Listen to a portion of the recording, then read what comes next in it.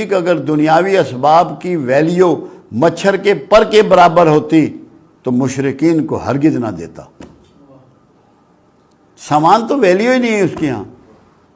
اس نے تو بے سر و سامانی میں آبرو دی ہے. کملی والے کے پاس کیا تھا؟ بے شمار دفعہ ننگے پاؤں جانور چگائے ہیں، مگر کائنات میں کیا اس سے بڑا کوئی ہے اللہ کے بعد؟ تو یہاں معاش مراد نہیں ہے، فضل مراد ہے. اور فضل جب آپ کو اللہ دینے والوں میں شامل کر لے تو فضل ہو جاتا ہے. علم دیں، حکمت دیں، دانائی دیں، ہنر دیں، تعلق باللہ دیں، جو بھی دیں سب فضل میں ہے.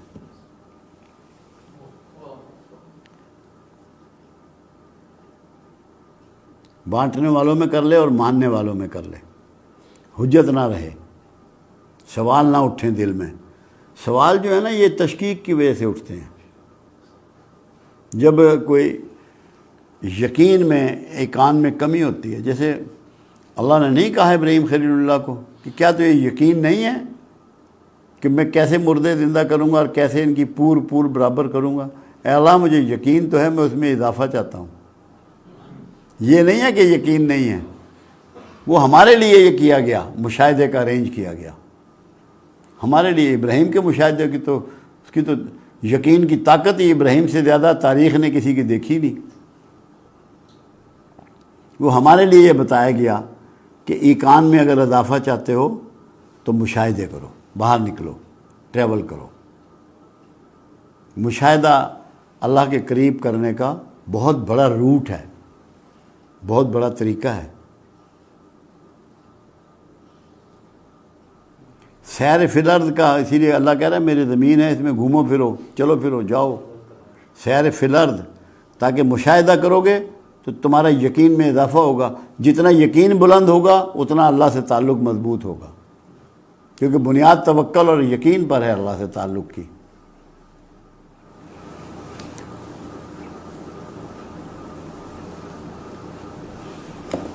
دوسرا استفسار جو تھا وہ بھی آپ نے فرمایا کہ کلام پاک میں بہت ساری آیات ایسی ہیں جو براہ راست نبی کریم صلی اللہ علیہ وسلم کو ان کے کسی خاص موقع کے حساب سے آئیں.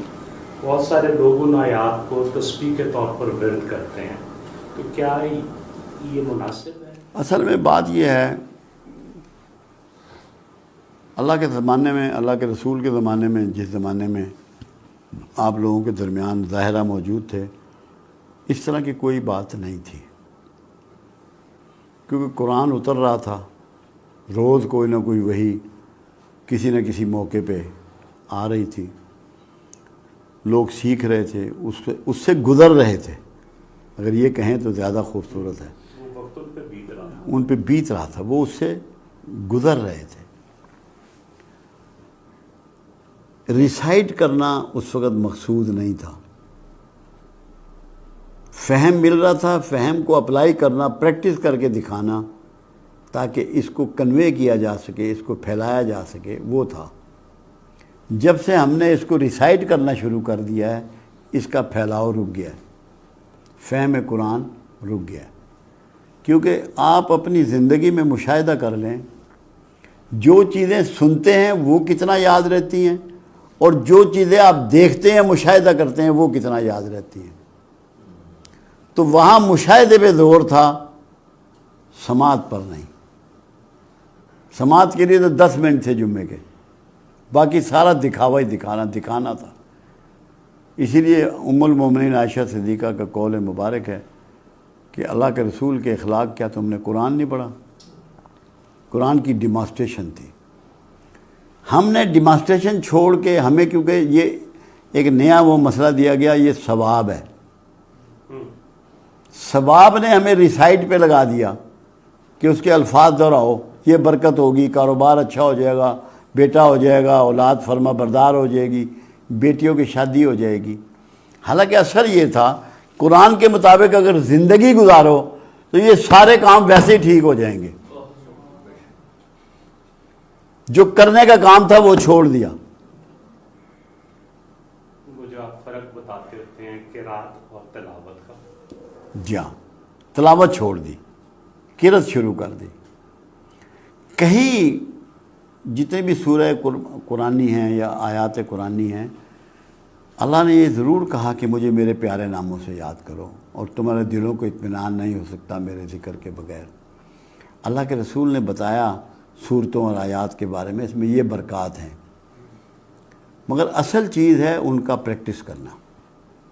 ذکر بھی سب سے اعلیٰ وہ ہے جو آپ کو صبغت اللہ میں داخل کرتا ہے، جو آپ پریکٹس کرتے ہیں.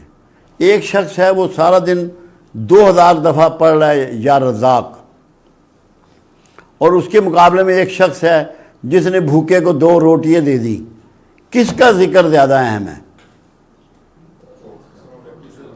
کس کا ذکر زیادہ اہم ہے؟ کس نے اللہ کے نزدیک ہو کے کام کیا؟ یا رزاق 2000 دفعہ پڑھنے والے نے، یا 2 روٹیاں کسی بھوکے کو دینے والے نے؟ جی، یہ ہمیں سمجھنا ہے، یہ ڈیفرنس سمجھنا ہے. صفات الہیہ جو ایک مخلوق اپنا سکتی ہے، ہر صفات الہیہ مخلوق نہیں اپنا سکتی، لیمیٹیشنز ہیں. جو صفات الہیہ مخلوق اپنا سکتی ہے ان کا اپنا لینا سب سے اہم اور سب سے بڑا ذکر ہے. وہ جان ہے سب کی. وہ قرآن آپ کو یہ کہہ رہا ہے کہ یہ کرو. گویا تشبیہ تسبیح سے بہتر ہے. بہت زیادہ. اللہ کی تشبیہ بن جاؤ، تسبیح نہیں. تسبیح بھی بن جاؤ. تسبیح یہ ہے کہ تم ناپاکی کے کام نہ کرو، پاکیزہ زندگی گزارو. تم تسبیح ہو. تسبیح سبحان سے نکلا ہے. سبحان پاک کو کہتے ہیں، بے عیب کو کہتے ہیں. تسبیح کا جو معنی ہے وہ گنتی کا نہیں ہے، پاکی اختیار کرنے کو تسبیح کہتے ہیں. ہم نے پاکی تو چھوڑ دی. مال ہمارا نجس ہے، آنکھیں ہماری نجس ہیں، زبان ہماری نجس ہے، کان ہمارے نجس ہیں. تسبیح میں کر رہا ہوں، 2 دانے گھما رہا ہوں. اس کو سمجھنا ہے. تسبیح سے مراد ہے پاکی کا رویہ اپنانا. پاک ہو جاؤ. نجس کام، نجاست کیا ہے؟ جب کسی انسان کے کسی حق پہ تم ڈاکہ ڈالتے ہو، اس کی جان، مال، ناموس، آئیڈیالوجی، کسی چیز کو ڈیمیج کرتے ہو تو تم نجس ہو جاتے ہو، کیونکہ تمہارے ہاتھ ظلم میں رنگے جاتے ہیں. تم ظالموں کی قطار میں کھڑے ہو جاتے ہو. اگر تمہاری زبان اور ہاتھ سے، تمہارے رویے سے معاشرہ محفوظ ہے، اللہ کے جاندار محفوظ ہیں، تو تم پاکیزہ لوگوں میں شامل ہو. اس کو ہمیں سمجھنا ہے. ادھر تو ہم جا ہی نہیں رہے. کتنی تسبیحیں ہو رہی ہیں، کتنی جگہ رات جگہ ہو رہے ہیں. راتوں کو رمضان میں وہ جو محفلیں ہوتی ہیں، معاشرے میں پاکی ہے ناپاکی ہے؟ جی، ناپاکی ہے. معاشرہ تو ناپاک ہے. کسی کے حقوق، کسی کی عزت، کسی کی آبرو، کسی کی آئیڈیالوجی محفوظ نہیں ہے، تو یہ پاک معاشرہ تو نہیں ہے. آپ کی تنہائیوں میں بھی لوگ آ گھستے ہیں. اتنی ناپاکی پھیل گئی ہے. تو ہمیں یہ سمجھنا ہے، ہمیں صبغت اللہ ہونے کی کوشش کرنی ہے. اب کیا اللہ نے کہا آپ سے محبت کرنے کے لیے کہ اگر مجھ سے محبت رکھتے ہو تو میرے رسول کی پیروی کرو، میں بھی تم سے محبت شروع کر دوں گا اور تمہارے گناہ بخش دوں گا. پیروی رسول کی بات کی نا. سٹینڈرڈ کس کو قرار دیا اللہ نے بخشش کا اور معافی کا؟ پیروی رسول کو. پیروی رسول کا کیا مطلب ہے؟ پیروں پہ پیر رکھنا، قدم پہ قدم پیروی کرنا رسول اللہ کی. رسول اللہ کی پیروی عظیم ترین انسان نہیں بنا دے گی آپ کو؟ جی، بہت بڑا فرق ہے. تو جو کرنے کا کام ہے وہ کرے نا. آپ کے زمانے میں آپ جو تاریخ بھی پڑھی ہوگی، کیا یہ تسبیح تھی کسی کے ہاتھ میں جو یہ دانوں والے من کے؟ آپ کے زمانے میں اللہ کے رسول اتنا ذکر بتاتے تھے جو ان پوروں پہ ہو سکے، مختصر. کیوں کہ باقی کاروبار بھی کرنے سے، بچے پالنے ہیں، روزگار کرنا ہے، مملکت کا کام ہے، جہاد کرنا ہے، تبلیغ دین ہے، سارے کام تھے موجود. جو آپ نے فرمایا کہ اللہ کے صفاتی ناموں کی تسبیح ان پہ عمل ہے، تو گویا تسبیح تو گنتی ہے ہی نہیں، تسبیح تو اس کی اصل چیز یہ ہے کہ صبغت اللہ، اللہ کے رنگ میں رنگے جاؤ.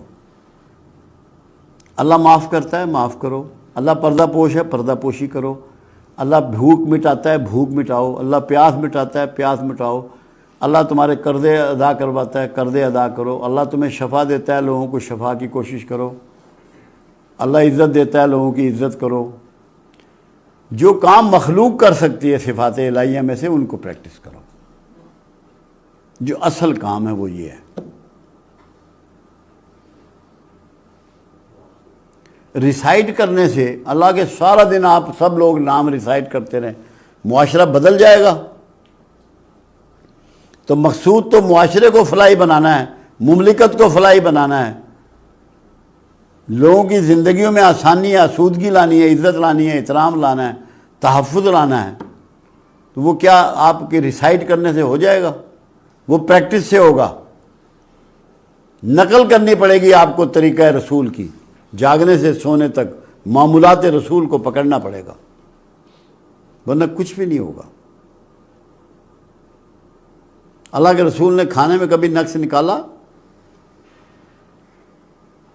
کبھی ضرورت سے زیادہ کھایا؟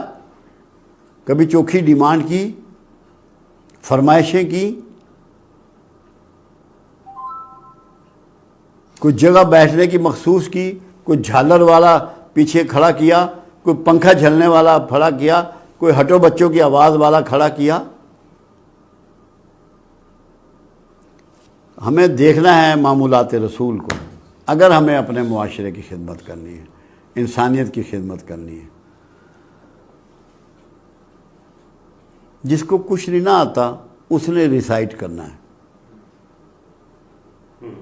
جو کر سکتا ہے معاشرے میں تبدیلی، خدمت انسانوں کی، رہنمائی انسانوں کی، حکمت و دانائی دے سکتا ہے، اسے وہ دینا ہے.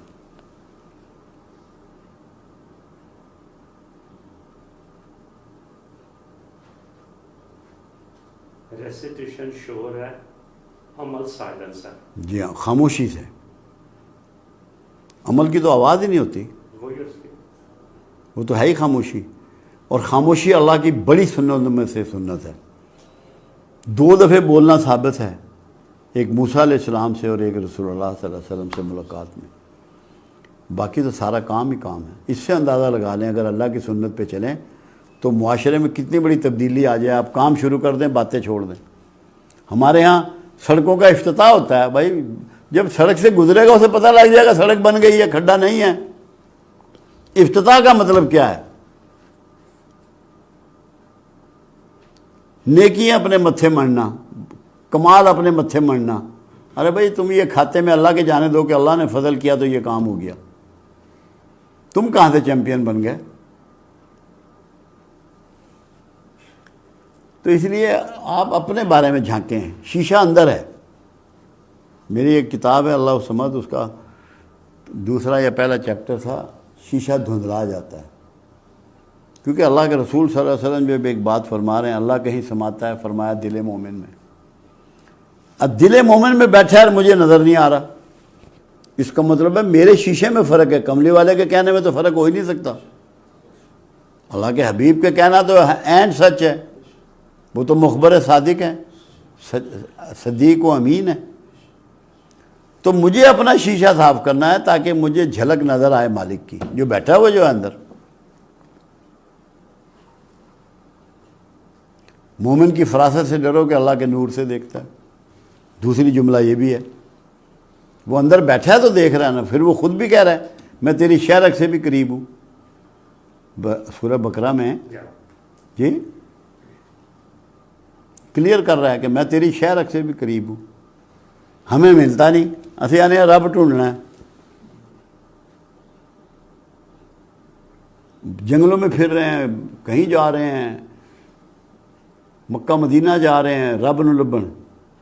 اچھا وہ قرآن میں کہہ رہا ہے کہ میں تیری سنتا ہوں، میں تیری قبول کرتا ہوں، میں تیری شہرک سے قریب ہوں. ایڈریس دے رہا ہے پورا مکمل.